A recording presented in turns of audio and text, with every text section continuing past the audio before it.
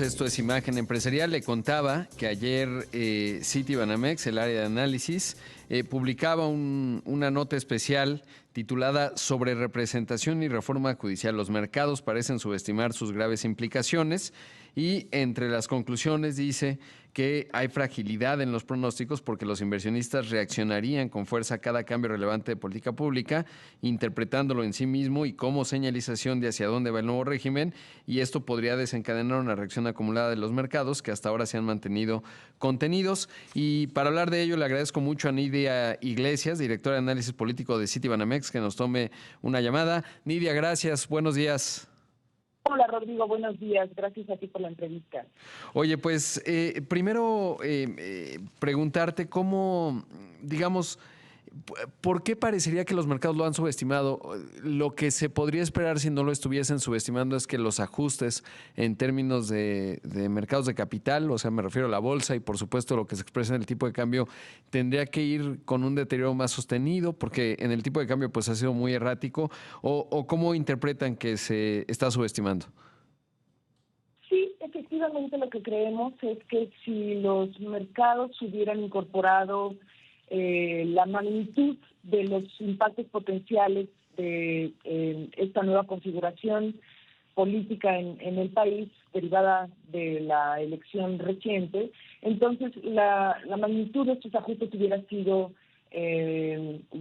más importante y también se hubiera sostenido, como tú bien lo dijiste, las variaciones que hemos visto a partir de la elección, por ejemplo, del mercado cambiario, ha sido volátil en distintos momentos, aunque no ha regresado a sus niveles previos a la elección. En varios momentos sí se ha tranquilizado y hemos visto que la depreciación no ha sido estable, pero no solo eso, la depreciación posterior a la elección todavía se mantiene en niveles que son favorables en perspectiva histórica, ¿no? Entonces, es por eso que creemos que han estado conteniendo lo que podría ser un reajuste definitivo, tratando de esperar a que se instale la nueva administración y que comencemos a escuchar ya de manera oficial por parte de Claudia Sheinbaum sobre cuáles serían las primeras políticas estructurales que podría estar defendiendo, ya siendo ella o estando ella en control de la agenda del gobierno. Claro. ¿Qué recoges en términos de, porque supongo, o digamos lo que yo recojo, pero es intuitivo, obviamente no estoy en el área de análisis de ustedes, pero de repente parecería que los mercados están a esperar y ver, ¿no? Es decir, pues están acostumbrados a, desde hace algún tiempo, diría yo desde 2016 cuando gana Donald Trump, a esperar y ver, ¿no? Porque de repente hay reacciones, pero luego, por ejemplo, si nos situamos en el marco de referencia de octubre de 2018, cuando no se sabía si se iba a cancelar el aeropuerto de Texcoco, se cancela, se deteriora el ambiente de negocios, se ven interpretaciones complejas, pero luego ya se va desdoblando y de repente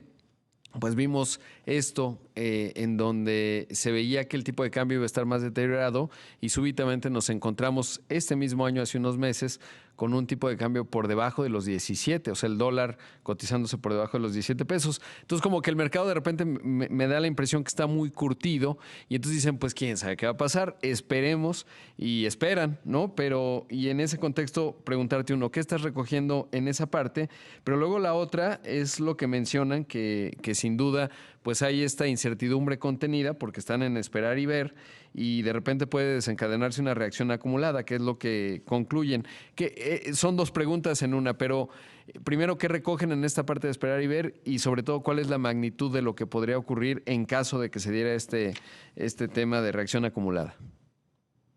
Lo primero que hay que decir, creo, Rodrigo, es que efectivamente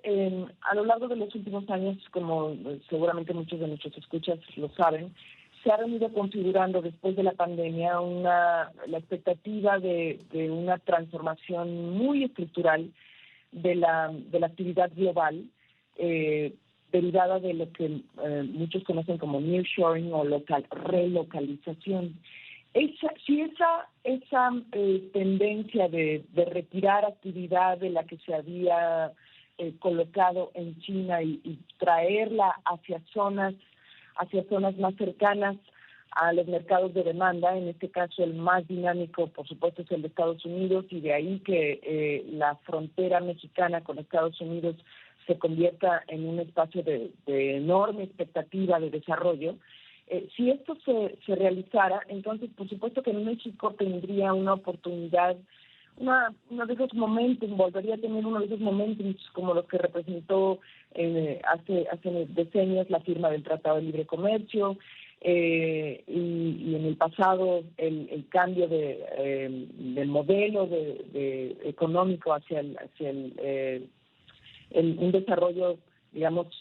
que sustituyera por las importaciones, en fin, esos grandes momentos de cambio que le han ofrecido a México una perspectiva de desarrollo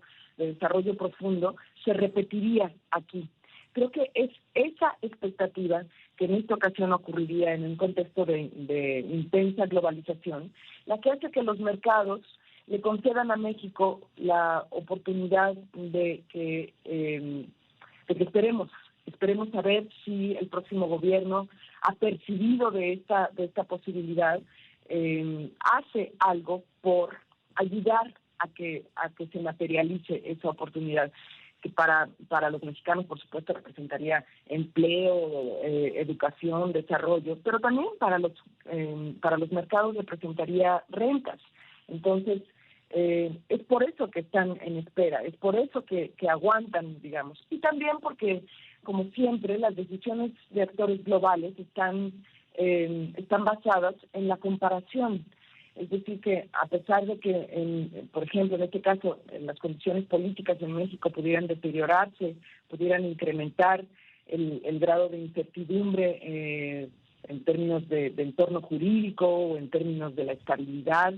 de las políticas públicas en el país, a pesar de ello, por comparación con otros mercados emergentes, México no se ve mal. Ya hemos pasado ya muchas reformas estructurales que dan estabilidad macroeconómica por comparación con otros mercados, tanto en la región latinoamericana como en otras latitudes. Por eso México vale la pena esperar. Sin duda. Habiendo dicho eso, sin embargo, si algunas, por ejemplo, de las reformas que el presidente presentó al Congreso en febrero de este año comenzaran a ser autorizadas, entonces el deterioro sería sustantivo y tan real. Claro. Entonces, esto es Imagen Empresarial. Esta mañana está con nosotros, y le agradezco que nos haya esperado en el corte, Nidia Iglesias, la directora de análisis político de Citibanamex. Nidia, nos decías en la parte final del bloque anterior, bueno, cómo el comparativo cuando uno observa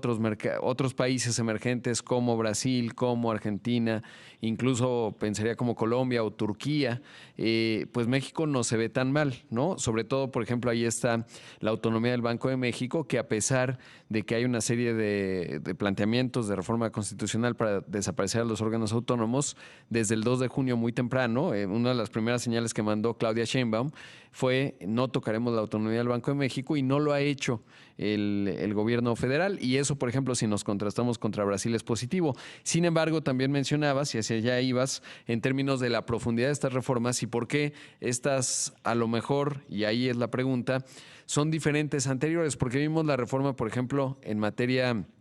energética, diría yo la contrarreforma, pero bueno, hubo amparos y finalmente pues quedó eclipsada. Obviamente ha habido decretos como el del maíz transgénico, pero estas son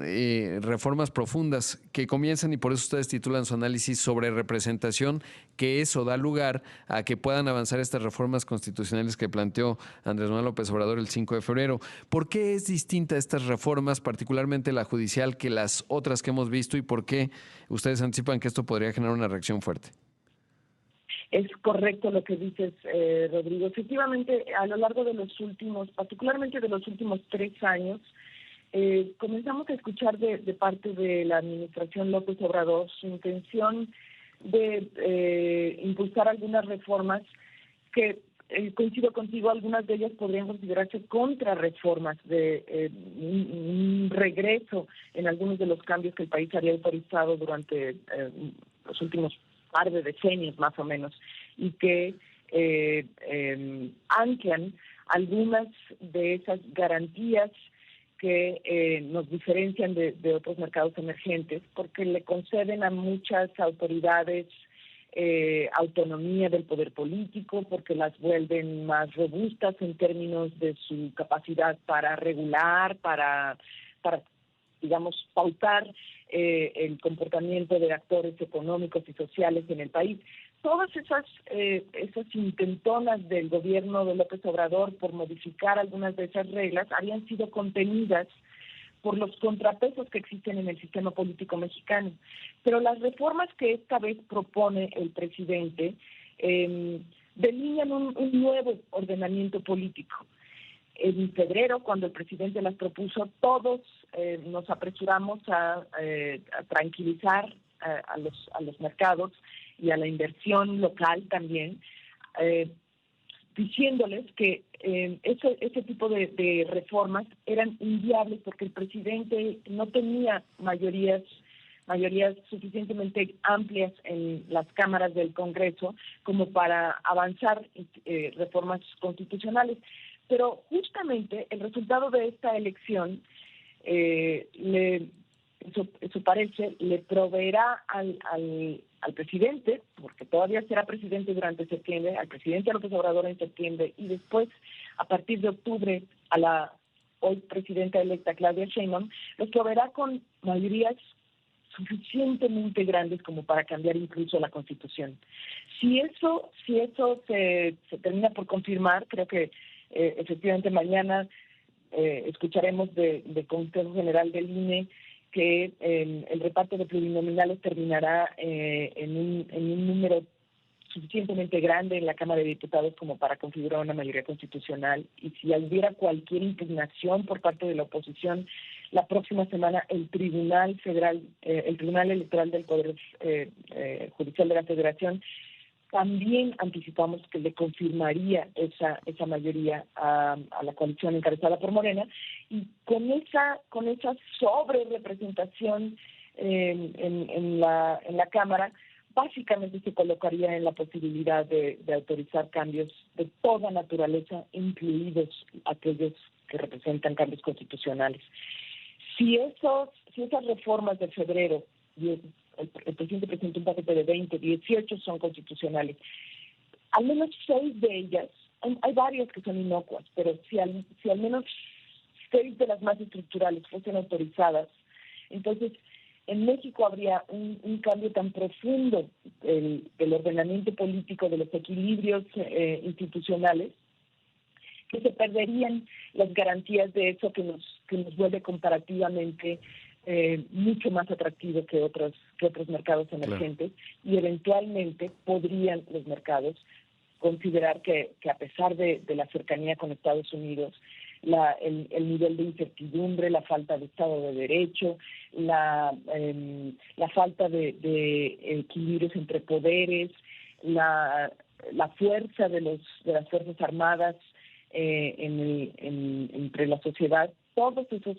factores podrían volver demasiado riesgoso a México. Claro, sí, vamos en colisión de choque, por ejemplo, y ya empezamos a ver las expresiones en Estados Unidos al desaparecer o el planteamiento de desaparecer órganos autónomos, que ya en puntos constitucionales avanzó fuerte y parecería que tiene toda la intención de ocurrir en septiembre, más otros aspectos, sin dejar de considerar pues lo que venga a darse como resultado del proceso electoral de Estados Unidos el 5 de noviembre, porque evidentemente hay una enorme diferencia entre si llega un Donald Trump o si llega una Kamala Harris, y eso con la agenda que tenemos pues es importante. Y agregaría algo más a lo que mencionas, Nidia, y es que a diferencia, por ejemplo, la contrarreforma eléctrica que finalmente fue en la Suprema Corte de Justicia, en donde se frenó, finalmente la declaró inconstitucional a principios de este año, pues eso desaparece, y entonces todas las reformas que puedan venir, pues ya diría desde el punto de vista de los inversionistas, digamos de los empresarios, pues habría indefensión jurídica frente a este tipo de medidas, y es un asunto nada menor